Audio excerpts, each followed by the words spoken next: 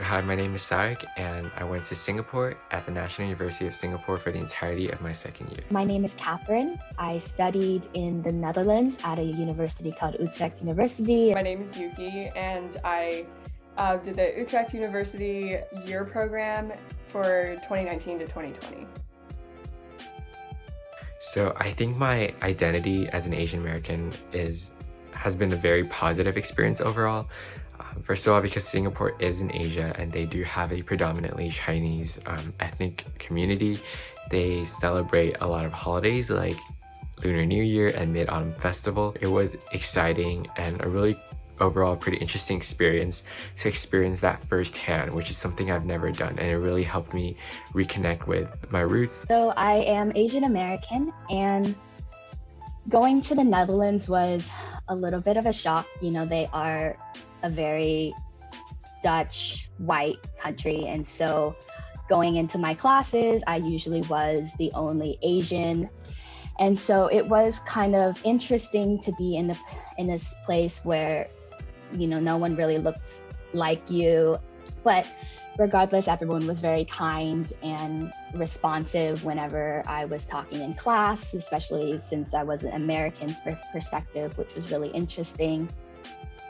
One of my highlights from studying abroad as an Asian American would be not only meeting Asian Americans from other states, but also meeting Asians from Britain, Australia, and New Zealand. And it's really cool that all of us went to Singapore to kind of reconnect with the Asian culture and our roots. Erasmus Student Network is like a organization for international students to get to know each other. I met so many people from different countries that I was not expecting, and it was just amazing. Like, I really loved that.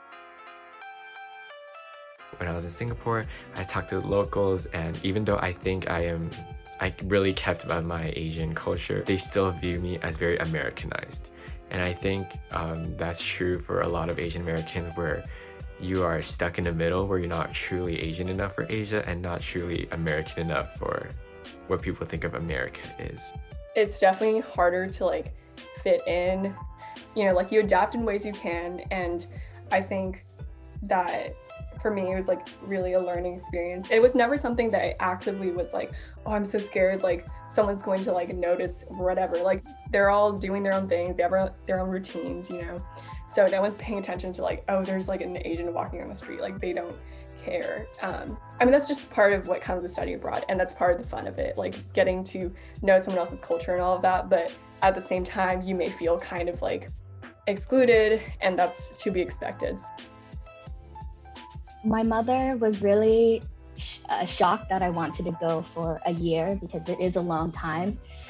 But I just explained to her the logistics and how great it would be that I get to experience going abroad and being in a whole different country. I created budget plans, and I explained to her where I would be staying, the classes I would be taking.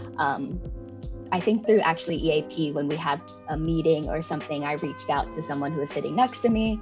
And so we took the plane to the Netherlands together.